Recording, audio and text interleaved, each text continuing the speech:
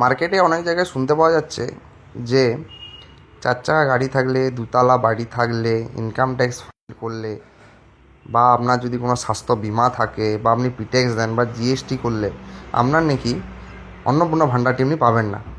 কিন্তু আদৌ কি কথাগুলো বাস্তবসম্মত? একটু ভেবে দেখুন তো, সিম্পলভাবে একটু জিনিসটা। গুজবে কান দেবেন না, গুজব রটাবেন না। আগে ভালো করে সরকারি কথাগুলো, সরকারের কথাগুলো শুনুন, তারপর গুজবে কান দেবেন। আপনি কোথাও এই যে পুরো যে 13 পাতার যে ফর্মটা আছে, এই 13 পাতার ফর্মটিতে আপনি কোথাও দেখাতে পারবেন যে লেখা আছে যে আপনার 4 চাকা গাড়ি থাকলে, দুতলা বাড়ি থাকলে, বা ইনকাম ট্যাক্সে ফাইল করলে আপনি অন্নপূর্ণা ভাণ্ডার পাবেন না? কোথাও লেখা নেই। কিন্তু আপনারা ভাবছেন যে দেবে না। ভাববেন না, আগে পুরো জিনিসটা দেখুন। হ্যাঁ, কিন্তু একটা নোটিশ বেরিয়েছিল সরকারের, যেমন নোটিশটা আপনাকে দেখাচ্ছি আমি। এই দেখুন, এই যে নোটিশটাই লিখে দিয়েছে, যারা সরকারি চাকরি করেন বা পেনশন হোল্ডার, এই দেখুন এইখানে সরকারি চাকরি করেন বা পেনশন হোল্ডার, বা কোনো পঞ্চায়েতের বা কোনো কিছু সরকারি কাজের সঙ্গে যুক্ত, তারা পাবেন না। এবং যদি ইনকাম ট্যাক্স দেন সেক্ষেত্রে পাবেন না। এবার আমি বলে দিই ইনকাম ট্যাক্স জিনিসটা কী। ইনকাম ট্যাক্সের ফাইল করাটা আলাদা ব্যাপার, ইনকাম ট্যাক্স দেওয়াটা আলাদা ব্যাপার। ইনকাম ট্যাক্স ধরুন আপনি ফাইল করেছেন, আপনার বা আপনার ঘরের কেউ, সেখানে আপনার ইনকাম ট্যাক্স ফাইলে আপনার ইনকাম দেখানো হচ্ছে 3 লাখ, সেক্ষেত্রে আপনি কিন্তু অন্নপূর্ণা ভাণ্ডারের জন্য অ্যাপ্লিকেবল। কিন্তু আপনার যদি 12 লাখ টাকার উপর রোজগার হয়, সেক্ষেত্রে আপনি কিন্তু ইনকাম ট্যাক্স পেড করবেন। ইনকাম ট্যাক্স যদি 12 লাখ টাকার উপর রোজগার হয়, সেক্ষেত্রে যদি আপনি ইনকাম ট্যাক্স দেন, সেক্ষেত্রে আপনাকে কেন সরকার 3,000 টাকা দিতে হবে? আপনি তো অলরেডি মানে কী বলবো, সেক্ষেত্রে তো আপনি অলরেডি আপনার বাড়িতে ভালো রকম টাকা রয়েছে, তাহলে কেন দেবে? 1 নম্বর। 2 নম্বর যেটা ঘটনা হচ্ছে গিয়ে, দেখুন এই যে ফর্মটা, এই ফর্মটাতে কিন্তু কোথাও একবারের জন্য সরকার উল্লেখ করে দেয়নি যে আপনার কিছু কিছু জিনিস না থাকলে আপনি পাবেন না। আমরা নিজেরাই ভেবে নিচ্ছি, ঠিক আছে? এই যে দেখুন, এই যে 13 পাতার ফর্ম। এবার তাহলে বলবেন যে ফর্মটা তো বড় কেন? এই ফর্মটা শুধু অন্নপূর্ণা ভাণ্ডারের জন্য নয়। এই দেখুন এখানে লেখা আছে, আমি দেখিয়ে দিই। এই যে পরিবারের তথ্য সংগ্রহ, সরকার কি করতে চাইছে? সরকার খুব অ্যাডভান্স লেভেলে ভাবছে। সরকার আপনার এখন থেকে আপনার সমস্ত ডাটাটি, আপনার পরিবারের সমস্ত ডাটা নিয়ে নিচ্ছে এখন থেকে। মানে সরকারের যে আপকামিং যে স্কিম যেগুলো আছে, যেমন ধরুন আয়ুষ্মান ভারত, আপনার রেশন কার্ডের একটা স্কিম বেরোবে, তারপর আপনার পিএম কিষাণ, কৃষক বন্ধু, এই সব যে সমস্ত স্কিমগুলো আছে, সেগুলোর জন্য আপনাকে যাতে বারবার না খাটতে হয়, তার জন্যই সরকার প্রথমেই আপনার ফুল ফ্যামিলির কিন্তু ডাটাটা আপনার সংগ্রহ করে নিচ্ছে। এবার ধরুন রেশন কার্ডের কথা বলি। রেশন কার্ড তো অনেক ভুয়ো রেশন কার্ড আছে। আপনার যদি ডিজিটাল রেশন কার্ড থাকে, ঠিক আছে, ফর্মটার ব্যাপারটা বুঝুন। ধরুন আপনি ইনকাম ট্যাক্স দেন, 12 লাখ টাকা আপনার রোজগার, ঠিক আছে, বা আপনি সরকারি চাকরি করেন, এবং ওগুলো আপনি এখানে ধরুন টিক দিলেন যে আপনি সরকারি চাকরিও করেন, এবার আপনি ইনকাম ট্যাক্সও দিলেন, বা কেউ দিলেন এমনি ইনকাম ট্যাক্সও দিই, ঠিক আছে, আর আপনি এখানে ইয়েস করলেন যে হ্যাঁ আমার আমার রেশন কার্ডও আছে, ঠিক আছে। আর রেশন কার্ডটা কি? রেশন কার্ডটা আপনার আছে হচ্ছে গিয়ে ধরুন দিয়ে দেবেন পিএইচওই। সেটা কি সঠিক? আপনি সরকারি চাকরি করলে আপনাকে সাবসিডি ছাড়া নন সাবসিডি কার্ড করতে হবে, বুঝতে পেরেছেন? সেই জন্য সরকার এখন থেকেই পুরো ডাটা নিচ্ছে। এবার ধরুন আপনার যদি একটি 4 তলা বাড়ি থাকে, আপনি ইয়েস দিলেন আপনার 4 তলা বাড়ি আছে, এবং আপনি অ্যাপ্লাই করেন পিএম আবাস যোজনা, সেটা দেবে না। এবার আপনার ধরুন একটি 4 চাকা গাড়ি আছে, সেক্ষেত্রে আপনি আপনার আয়ুষ্মান ভারত কার্ড অ্যাপ্লিকেশান করলেন, আপনার দেবে না। বোঝা যাচ্ছে জিনিসটা? কী জন্য এই ফর্মটা দেওয়া? এই ফর্মটা দেওয়ার বর্তমানে একটাই কারণ, যে এখন থেকেই আমাদের যা যা ডাটা আছে, সেই ডাটাগুলো সরকার নিয়ে নিচ্ছে, এবং ভবিষ্যতে সেই ডাটাগুলোর উপর ভিত্তি করে বিভিন্ন জিনিসগুলো হবে।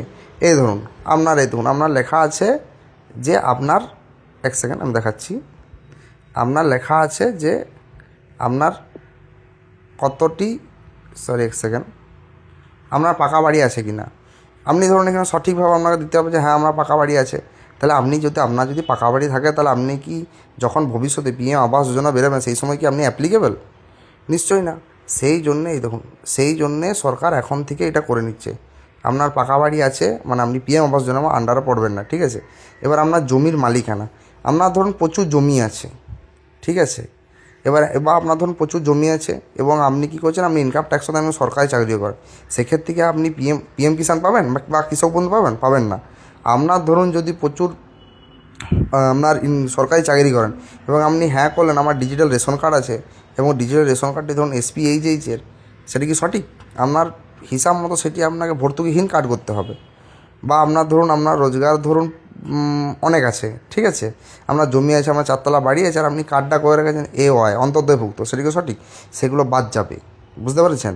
ধরুন আপনার যদি স্বাস্থ্য বিমা থাকে, স্বাস্থ্য বিমা থাকলো, তারপর আপনি আয়ুষ্মান ভারত, এই দেখুন স্বাস্থ্য বিমাতে আপনি হ্যাঁ দিলেন বা না দিলেন, তবে আপনি কিন্তু আয়ুষ্মান ভারতের আন্ডারে। সরকার এখন থেকে আপনার পুরোপুরি ডাটাটা নিচ্ছে এবং পুরোপুরি ডাটাটা নিয়ে পরে সেগুলো ভবিষ্যতের জন্য কাজে লাগাচ্ছে। এই ফর্মটার উদ্দেশ্য কিন্তু শুধু এটা নয় যে আপনার অন্নপূর্ণা ভাণ্ডারের জন্য। ব্যাপারটা বুঝতে পেরেছেন? এইখানেই হচ্ছে ম্যাটারটা। এবং তারপর ব্যাপার হচ্ছে কি, আরেকটা জিনিস কি, যে আপনি বলবেন যে যদি অন্নপূর্ণা ভাণ্ডারের জন্য যিনি অন্নপূর্ণা ভাণ্ডার পাবেন তার ছাড়া বাকিদের ব্যাঙ্কে অ্যাকাউন্ট নেওয়া হচ্ছে কিনা, আমি আগেও বলেছি এখনও বলছি, ভবিষ্যতের জন্য এই ফর্মটা হচ্ছে ভবিষ্যতের জন্য। সবাই এখন ডাটা ফিল করবেন। আপনার বাড়ি যদি সবাই ডাটা ফিল করে রাখেন, তবে তার আপকামিং যে সমস্ত স্কিম আছে সরকারের, সেই স্কিমগুলি পেতে তাদের সুবিধা হবে। বোঝা যাচ্ছে? এই হচ্ছে আপনার একটা সিম্পল ব্যাপার। তাই আমি বারবার সবাইকে বলবো, গুজবে কান দেবেন না। এই ফর্মটি আপনাকে সম্পূর্ণভাবে সঠিকভাবে ফিল আপ করুন। সঠিকভাবে ফিল আপ করার পর সরকার যেটা সিদ্ধান্ত নেবে সেটাই আসবে। এই ফর্মটি ফিল আপ করার পর সরকার ভেরিফিকেশন করবে। ভেরিফিকেশন করার পর আর আপনাকে অন্নপূর্ণা ভাণ্ডার দেওয়া যায় না যাবে না সেটা সরকার বিচার করে তারপর দেবে। এবং বাকি স্কিমগুলোর আন্ডারে আপনি আসছেন কিনা সেগুলো সরকার বিচার করবে। এটাই হচ্ছে মেন ব্যাপার। তাই এখন থেকে হাওড়াবেন না যে আমার এই আছে বলে আমি অন্নপূর্ণা ভাণ্ডার পাবো না, আপনি ওই আছে বলে আমি অন্নপূর্ণা পাবো না, সেরকম না।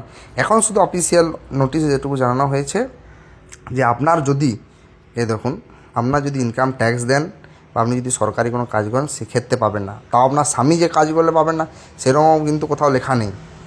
এখনও সরকার পুরো ডিক্লেয়ার করেনি যে কী কী থাকলে আপনি অন্নপূর্ণা ভাণ্ডার পাবেন না। জাস্ট আপনার কাছে ডাটা নিচ্ছে, ডাটাটা নেওয়ার পর ওরা ডিক্লেয়ার করবে, ঠিক আছে? আরেকটা জিনিস আপনাদের দেখিয়ে দিই, অনেকের বলছেন আমাদের পরিবারের যদি কোনো হেড অফ দ্য ফ্যামিলি হয়, সে যদি চাকরি করে সেক্ষেত্রে আমরা পুরোটা বঞ্চিত থাকবো, সেরকম কোনো ব্যাপার না। দেখুন এখানে কী বলতে চেয়েছে, পরিবার বলতে বোঝাতে চেয়েছে যে যারা একসাথে বাস করেন।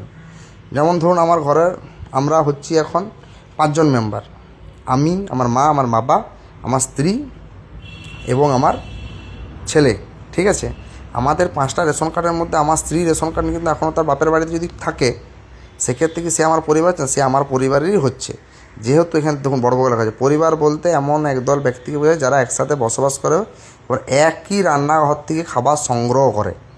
বুঝতে পেরেছেন?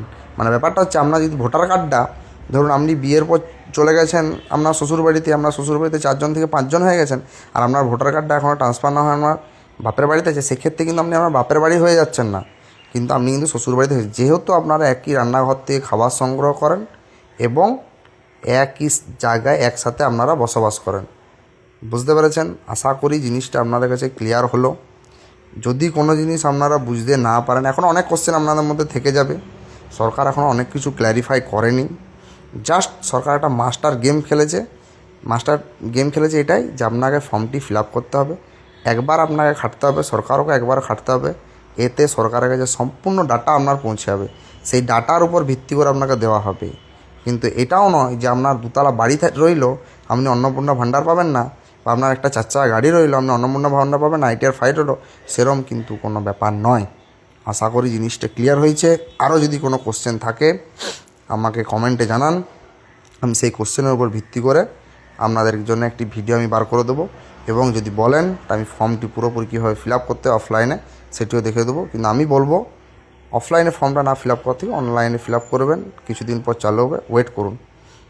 তাই সবাইকে বলবো কারোর কথায় কান না দিয়ে চুপচাপ ফর্মটি ফিল আপ করে নিন। ফর্মটা ফিল আপ করে ফর্মটা জমা করুন, বাকিটা সরকারের ক্রাইটেরিয়ার উপর ছেড়ে দিন, ঠিক আছে? গুজবে কান দেবেন না। ওকে, গুড।